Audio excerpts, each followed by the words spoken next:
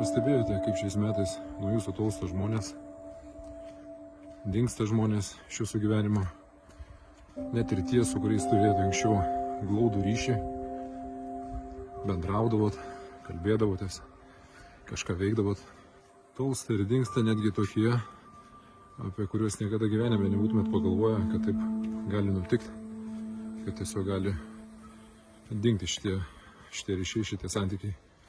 Bent jau pas mane tie procesai vyksta ir gan intensyviai, sakyčiau.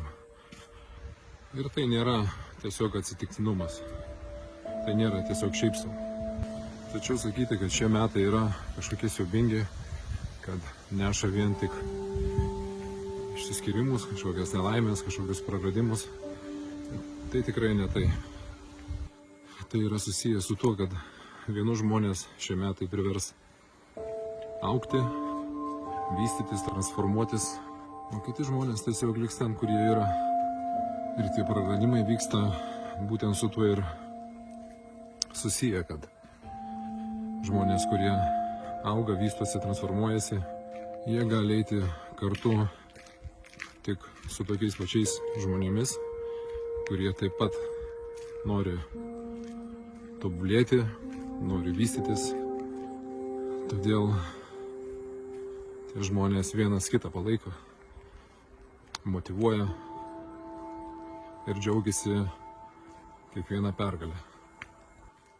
O tie žmonės, kurie viso šito nedaro, jie tiesiog pradeda nebesuprasti jūsų, nebesuprasti tai, ką jūs darot, ką jūs kalbat.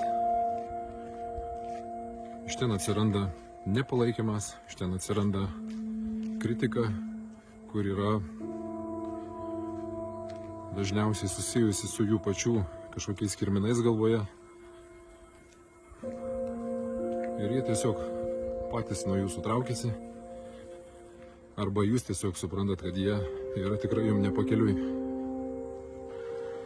Linkiu ir skatinu iš tiesų visus norinčius augti ir tobulėti, paleisti savo praeitį, paleisti žmonės, net ir tuos, su kuriais turėjote artimą ryšį, bet jeigu matote, kad tie kontaktai jūs tiesiog stabdo ir neleidžia eiti į priekį, vadinasi, yra atėjęs laikas tiesiog juos paleisti, atsisveikinti.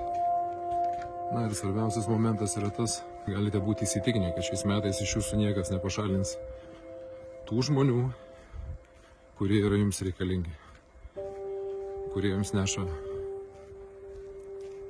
pamokas, neša supratimą, neša augimą.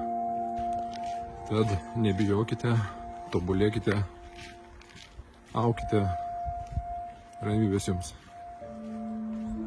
Ar ne? Ramybės jums.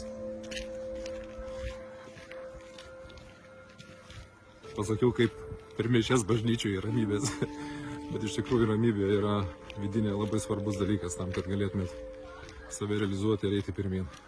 Taip, kad čiau.